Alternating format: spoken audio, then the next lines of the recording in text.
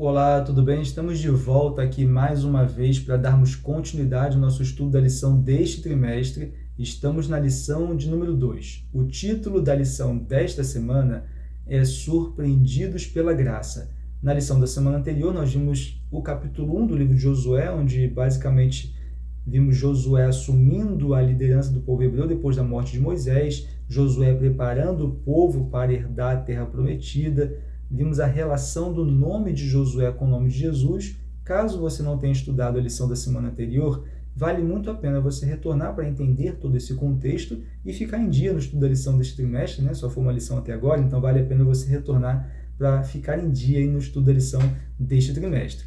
Nesta semana, nós estamos estudando o capítulo 2 e o capítulo 9 de Josué, onde nós vamos ver, basicamente, entender, através ali de três situações, três momentos, justamente a graça de Deus, né? A lição ela já começa abordando essa ideia, né? Que o Deus é um Deus da segunda chance. E justamente isso é a graça de Deus, né? Que é recebermos algo que nós não merecemos. Né? Então Deus é um Deus que dá segunda chance. Não segunda chance apenas, a gente fala de segunda chance de forma genérica, mas é um Deus da segunda, terceira, quarta, quinta chance. E essa é a graça de Deus, né? Oferecer algo que nós não merecemos. E vamos perceber isso justamente no relato do povo hebreu, que está ali prestes a herdar a terra prometida mais uma vez, né? Então eles têm a chance de agir de forma diferente, né? Uma geração diferente. Conhecendo o relato da geração anterior, eles têm ali agora, 40 anos depois, a chance de agir de forma diferente. Vamos ver também o relato de Raabe, né? Como que Raabe também tem essa segunda chance, né? De fazer diferente, e também o relato dos gibeonitas, né? O povo que decide agir diferente também, né? Justamente porque Deus dá essa oportunidade, dá essa chance. Então, justamente, vamos entender na lição desse trimestre, né, dessa semana, melhor dizendo, né, como que a graça realmente é surpreendente. E aí nos surpreende porque, de fato, alcança pessoas que talvez aos nossos olhares, aos nossos olhos, não mereceriam. Mas esse é o ponto, né? A graça justamente é para quem não merece, né? Porque a graça é justamente Deus ofertar algo que alguém não oferece, não merece. Né? Então nós também não merecemos, mas Deus concede a sua graça para cada um de nós. Né? Então às vezes a gente olha para alguém, aquela pessoa não merece a graça de Deus, aquela pessoa não merece os favores de Deus. Justamente isso, né? Deus oferta algo que aquela pessoa não merece. E isso ele faz conosco também. A graça é para nós também. E nós não merecemos, mas ainda assim Deus, ele oferece. Né? Então esse é o ponto que nós precisamos entender. E logo no início, então, no capítulo 2, no verso 1, no primeiro momento que nós falamos, né, justamente o povo hebreu ele está mais uma vez prestes a herdar a terra prometida. No capítulo 2, verso 1 diz assim: De Sitim enviou Josué, filho de Num, 2 homens secretamente como espias, dizendo: Andai e observai a terra e Jericó. Foram, pois, e entraram na casa de uma mulher prostituta, cujo nome era Raabe, e pousaram ali.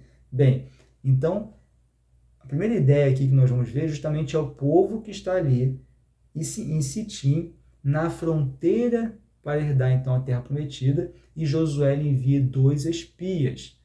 Interessante que 40 anos antes, lá em Números capítulo 13, a gente vê isso, Números capítulo 13, Números capítulo 14, nós vamos ver esse momento onde 40 anos antes, Moisés havia enviado 12 espias para espionar a terra, da mesma forma que Josué fez agora. Né? Josué enviou 2, Moisés havia enviado 12 espias, um espia, né? Um líder de cada tribo, um representante de cada tribo, para espionar a terra. Só que 40 anos antes, o que aconteceu? Dos 12 espias que retornaram, 10 espias voltaram com um relatório dizendo que a terra realmente era muito boa, né? Uma terra realmente que era muito boa para se viver, porém, eles voltaram com um relatório negativo ao falar das pessoas que moravam, né? Do exército, dos soldados que eram grandes, pessoas gigantes, e um relatório que mostrava claramente que não confiavam que Deus estava dando aquela terra para eles, né? Que Deus estava ali à frente, já lutando para que a terra fosse entregue na mão do povo hebreu. Então foi um relatório que desanimou o povo quando falou então do exército, né, das pessoas gigantes que estavam lá, que seria então muito difícil vencer. Então 10 dos 12 espias retornaram com um relatório negativo, isso desanimou o povo. Porém, 2 espias, entre eles estava Josué, né, que era Josué e Caleb, eles foram contra esse relatório dos 10 espias, dizendo que não, se Deus quisesse dar aquela terra para eles, Deus daria, independente do exército, né, gigante que estava lá do outro lado. Mas, infelizmente, o povo acabou desanimando, não confiando em Deus, e a partir daí justamente foi que o povo acabou tendo que peregrinar no deserto 40 anos, porque Deus decidiu que aquela geração não entraria na Terra Prometida. É uma geração que não confiava em Deus. E a gente estudou na lição do trimestre passado justamente esse povo, né, que desobedeceu várias vezes, e a gente viu ali que, então, naquele momento, Deus decide que essa geração não herdaria essa terra, não entraria nessa terra. E por 40 anos, então, esse povo ficou peregrinando no deserto, até que agora eles estão agora uma nova geração, e está ali diante da fronteira da Terra Prometida. E Josué, que foi um dos espias, que trouxe um relatório favorável, né, que deveriam confiar em Deus, apesar de parecer que o exército seria invencível, mas agora ele está ali na posição de líder, e ele envia não 12 espias, mas 2 espias para então espionar a terra, assim como Moisés havia feito. E é interessante que também em Sitim, a lição aborda esse texto, né? Justamente está lá em Números, capítulo 25, verso 1, a gente vê que também em Sitim, nesse mesmo lugar, influenciados por Balaão, esse povo, o povo hebreu, adorou outros deuses, participou de orgias com mulheres moabitas. Então veja que o povo está mais uma vez em Sitim, né, aqui no caso pela terceira vez, né, em Sitim, e eles têm agora a chance de agir diferente. Veja a graça de Deus, apesar de todos os erros que o povo hebreu cometeu nesse lugar, agora o povo está novamente nesse mesmo lugar, com mais uma chance de agir diferente, né? E esse é o Deus da graça. Ele oferta oportunidades da gente agir diferente. Esse é o ponto. Quantas vezes a gente cai no mesmo erro? A gente às vezes quer agir diferente, mas comete o mesmo erro. Mas Deus, ele oferece mais uma oportunidade. Ele oferece uma nova oportunidade. Esse é o Deus da segunda chance. E justamente a lição também aborda, dentro desse contexto, o relato de Pedro. Quando Pedro ele nega Jesus 3 vezes, mas Jesus dá chance para Pedro dizer que o ama por 3 vezes. Né? Então a gente vê que Deus é o Deus da segunda chance. Justamente de forma individual, né? Como a gente vê aqui no relato de Pedro, mas também de uma forma coletiva, né? Do povo em si. O povo teve a oportunidade de agir diferente ali agora em Sitim, prestes a herdar a Terra Prometida. Né? Então os 2 espias foram enviados, e a gente vê esse primeiro momento, então, como a graça de Deus realmente alcança todo o povo nesse momento, né, dando essa oportunidade de agir diferente. E nesse contexto inicial, a gente viu aqui que eles foram, então, os espias, e entraram na casa de uma mulher prostituta, cujo nome era Raabe, e pousaram ali. E aqui a gente vê o segundo ponto, o segundo momento onde vamos ver, então, a graça de Deus, como que a graça de Deus realmente é algo surpreendente, né? Como que surpreendidos pela graça, né? Nós somos surpreendidos pela graça de Deus, essa é a verdade. No capítulo 2, do verso 9 ao verso 11, a gente vê como que Raabe, ela entende que o Deus de Israel realmente era o Deus Todo-Poderoso. Porque Raabe, perceba que na história do capítulo 2, eu não vou ler aqui o texto para a gente não ficar aqui somente lendo, mas apenas citar o relato desse momento. Raabe então recebe os espias, ela esconde os espias, porque o rei fica sabendo que haviam 2 pessoas entrado na terra para espionar a terra, e o rei envia então ali soldados para a casa de Raabe. Raabe esconde esses espias. Ela fala, realmente vieram pessoas aqui, não sei de onde eles são, mas já foram embora, e se vocês forem logo, talvez vocês até alcancem essas pessoas, né? Esses estrangeiros. E os soldados saem, Raabe então avisa os espias para que eles possam então ir embora, né, e se esconder por um tempo ali até eles poderem sair então da cidade e retornar para a sua terra. E Raabe, no verso 9 ao verso 11 do capítulo 2, ela diz o seguinte, né? Ele disse, bem sei que o Senhor vos deu esta terra, e que o pavor que infundis caiu sobre nós, e que todos os moradores da terra estão desanimados, porque temos ouvido que o Senhor secou as águas do Mar Vermelho diante de vós, quando saíes do Egito, e também que fizestes aos 2 reis dos amorreus, Seom e Og, que estavam além do Jordão, os quais destruístes. Ouvindo isto, desmaiou-nos o coração, e em ninguém mais há ânimo algum por causa da vossa presença, porque o Senhor vosso Deus é Deus em cima dos céus e embaixo na terra. Veja que Raabe, ela fala não por ela somente, mas pelo povo, ou seja, todos escutaram de Deus, todos escutaram os feitos que Deus, né, que o Deus de Israel fez, né, de libertar o povo do Egito, da passagem do Mar Vermelho. Todos escutaram, todos estavam sabendo disso. Mas Raabe, ela toma a decisão de agir diferente.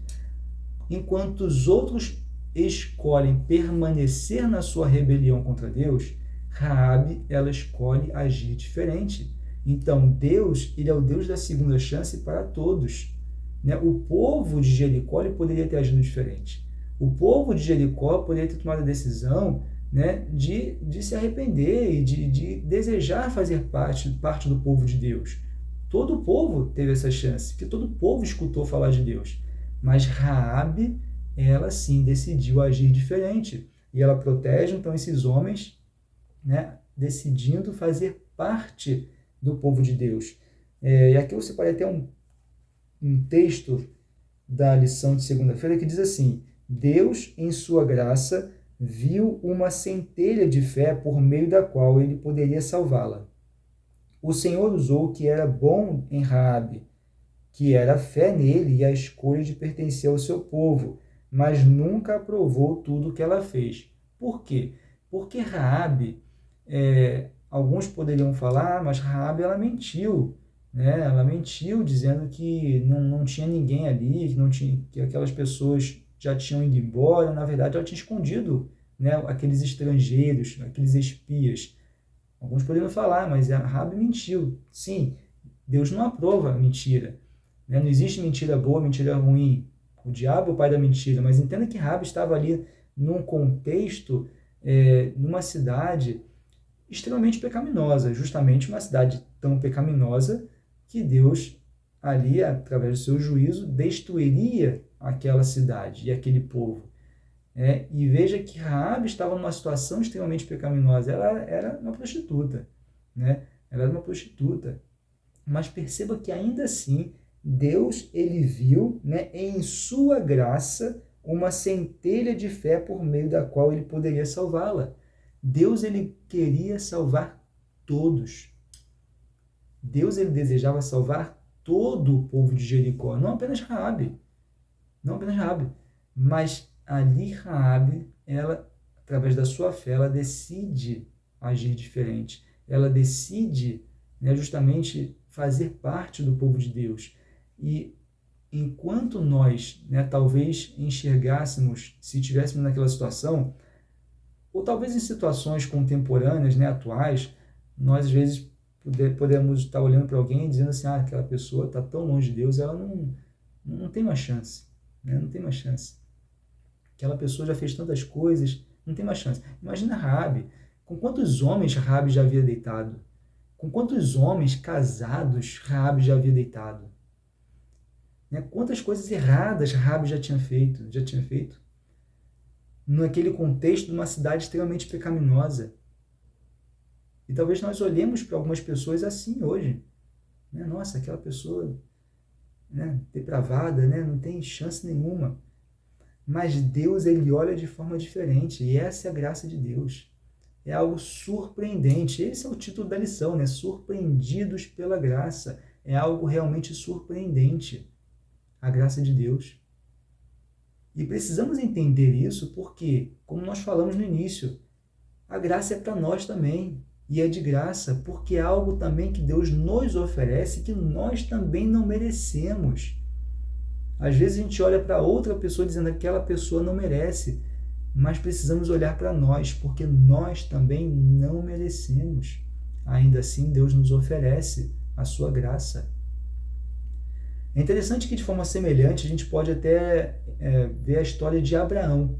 Abraão, considerado o pai da fé, lembre que ele também estava numa situação ali bem complicada, pecaminosa, quando ele estava ali na prática da poligamia.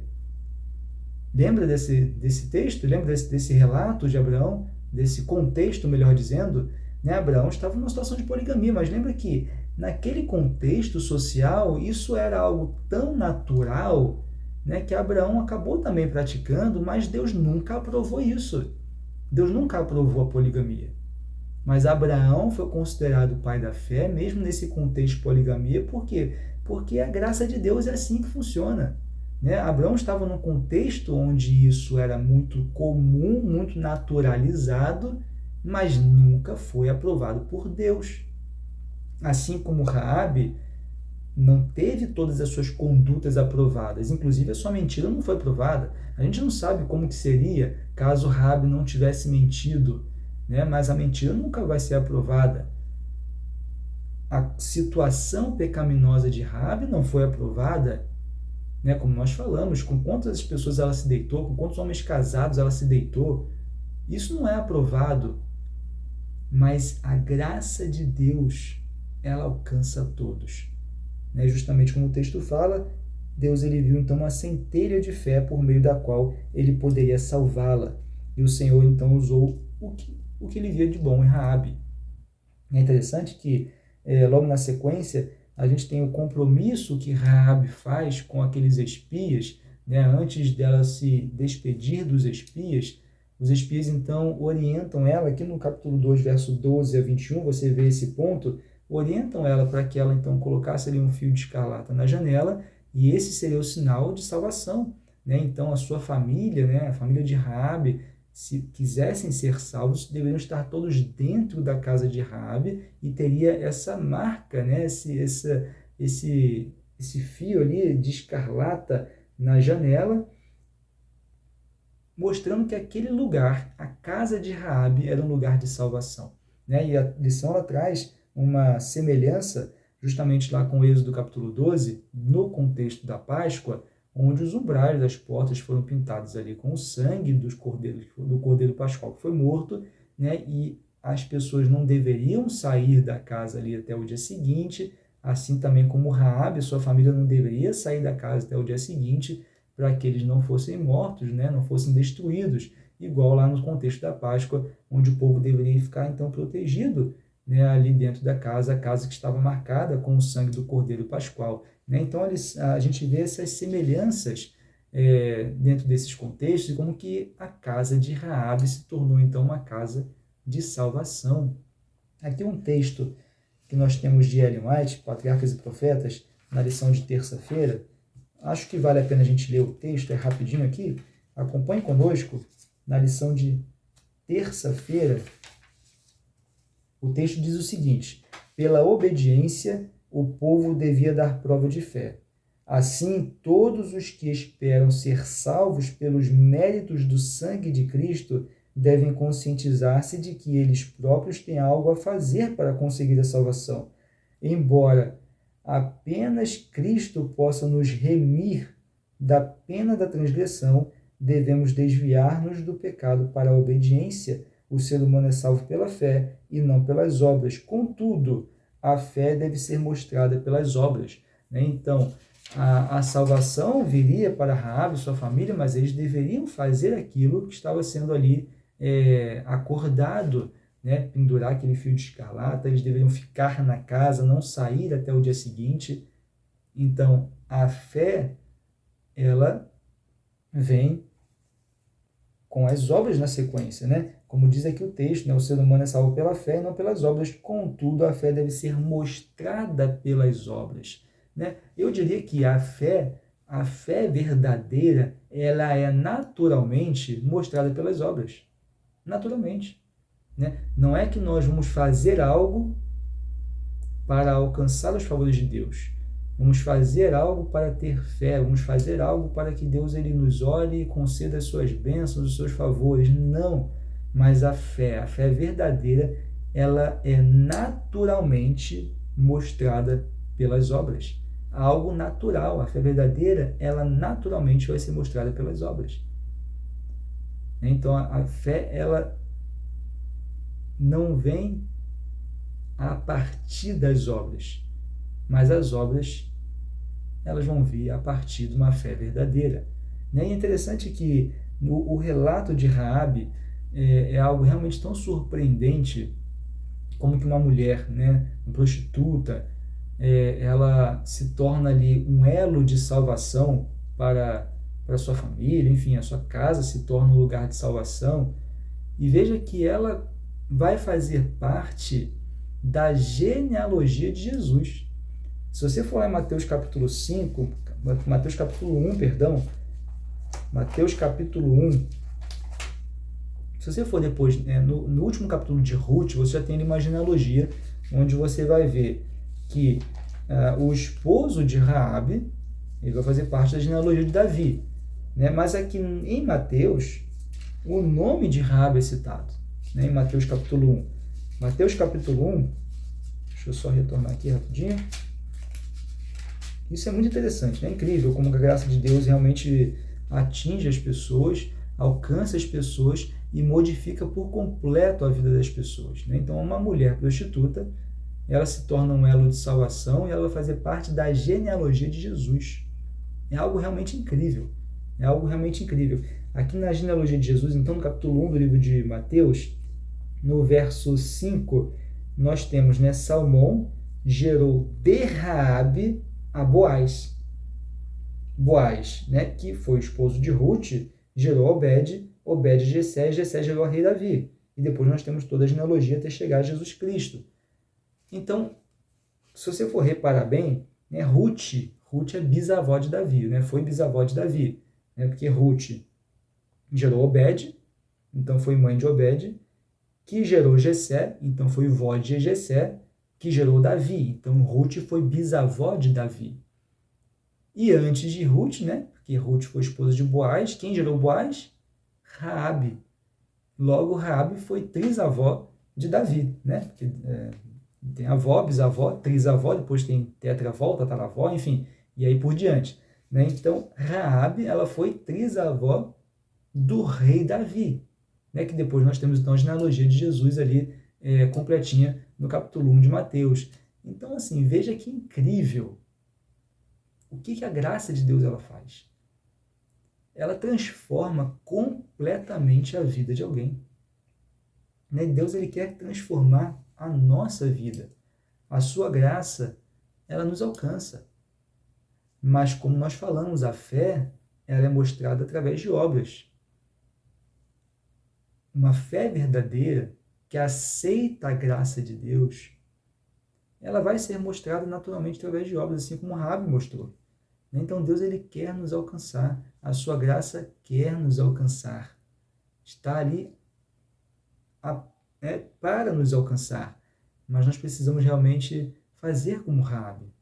Nós precisamos desejar ter uma fé verdadeira, né, e fazer a nossa parte a partir de uma fé verdadeira, né, e com certeza a nossa vida também será transformada, assim como a vida dessa mulher, de uma prostituta, que se torna um elo de salvação e que vai fazer parte da genealogia de Jesus Cristo. É algo realmente incrível. Bem, nós ficamos aqui bastante tempo no contexto de Raabe, mas na verdade o contexto dos gibeonitas é muito semelhante, né? Só que vai aqui agir não de uma forma individual, como Raabe, apesar de Raabe ter sido ali de forma individual, mas ela se tornou elo de salvação para outras pessoas também. Mas aqui nós vamos ver que os gibeonitas, no capítulo 9 de Josué, é como que um povo realmente decide fazer diferente. Como que um povo decide realmente, a partir dessa segunda chance, fazer diferente, assim como Raabe fez. mas não só uma pessoa, mas um povo, e um povo grande, né? Porque Gibeão era uma cidade grande. Depois você vai ver no capítulo 10 que os 5 reis eles vão contra Gibeão, porque eles fizeram paz com Josué, porque era uma cidade grande.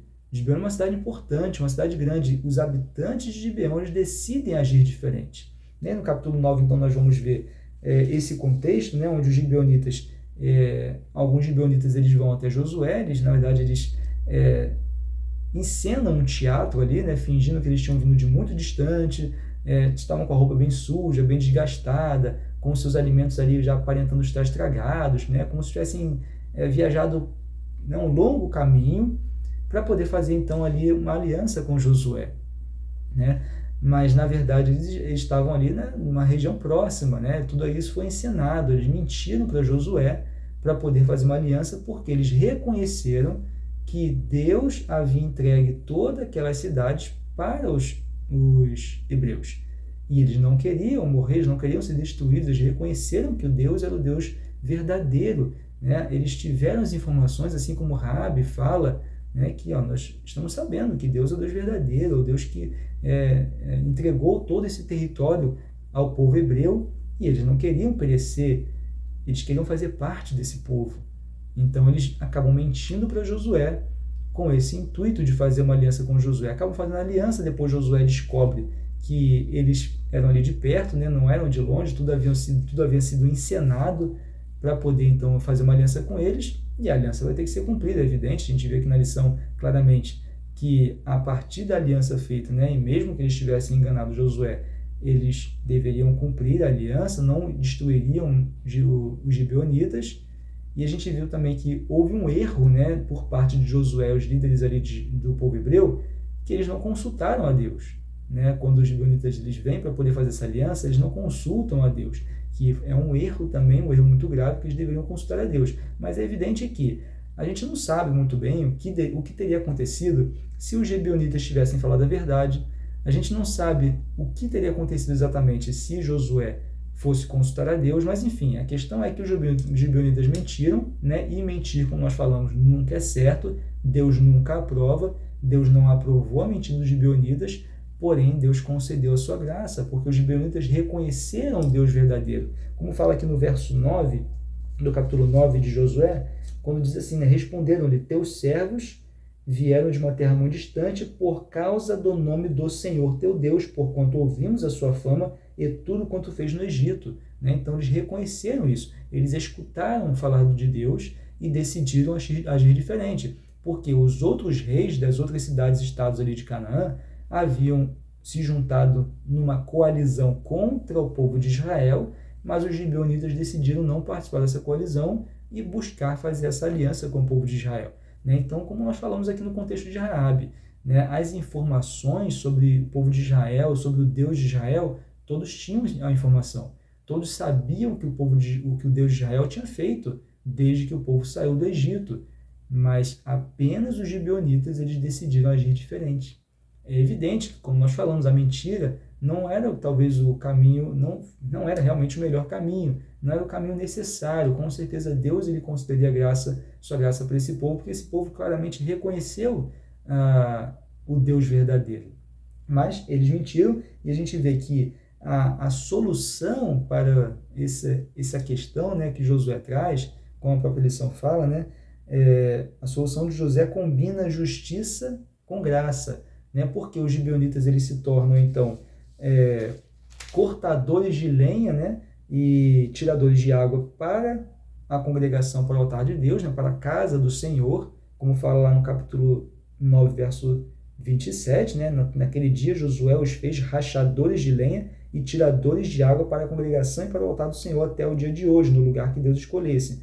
Então, a solução, ela realmente junta justiça com graça, porque eles foram, né, eles se tornaram, como fala aqui, cortadores de lenha, tiradores de água, na verdade, é uma expressão usada para descrever os servos domésticos, né, o serviço doméstico. Então, eles foram, né, através ali, né, condenados, digamos assim, a serem servos, né, a praticar serviço doméstico, porém, um serviço doméstico na casa do Senhor. Então, veja como que Josué ele combina justiça com a graça, porque algo que era para ser humilhante para eles, né, serem para sempre servos, né, fazer o serviço doméstico, mas eles fizeram esse serviço humilde na casa do Senhor. E isso acabou sendo uma bênção para esse povo. Né? Então, veja como Josué ele mistura, né? Justiça, ele combina, melhor dizendo, justiça com a graça. Né? Justiça com a graça. A gente vê aqui num relato da Bíblia que fala de forma interessante, né? Que a maldição então se transforma em bênção, pois o serviço humilde seria feito para a casa do Senhor, e isso deu aos gibeonitas um lugar especial junto à presença de Deus. E a história posterior de Gibeão revela justamente os elevados privilégios religiosos concedidos à cidade e demonstra a lealdade de seus habitantes que permaneceram em meio ao povo do Senhor. Né? Então eles foram leais, fiéis ao seu serviço, e um serviço que era para ser humilhante, na verdade um serviço humilde, mas foi praticado na casa do Senhor. Inclusive lá em Neemias capítulo 7, 25, a lição traz esse texto, mostra que os gibeonitas eles foram tão fiéis, tão leais ao seu serviço, né, que eles também retornaram do cativeiro babilônico para ajudar na reconstrução de Jerusalém. Né? Então veja como eles foram fiéis, leais ao seu serviço. Né? Então, eles sim, né, receberam a justiça pela sua ação, mas eles receberam a graça de Deus claramente, foram muito abençoados pelo serviço que eles fizeram na casa do Senhor. Né? Então veja como que realmente a graça de Deus ela surpreende. Né? E quando a gente fala que ela alcança os improváveis, mas a verdade é que a graça é isso. Como nós falamos no início da lição, eu vou terminar falando basicamente a mesma coisa. Né? A graça é isso, é para alcançar realmente aquele que não merece. Porque a graça de Deus é isso, é conceder algo que nós não merecemos. A questão é que nós precisamos perceber que nós também não merecemos. Né? É muito fácil, como nós falamos, é muito fácil olhar para o outro e ver, nossa, essa pessoa não merece, essa pessoa não tem jeito, essa pessoa não tem como modificar a sua vida, nada vai mudar, não. A graça de Deus muda completamente a realidade de alguém. Né? E se nós tivermos essa visão, né, de que realmente a pessoa não tem como mudar, a pessoa não pode ser alcançada por Deus, aquela pessoa já foi longe demais, se nós tivermos essa visão, pode ter certeza que a graça de Deus não irá nos alcançar. Por quê? Porque nós não entendemos o que é graça.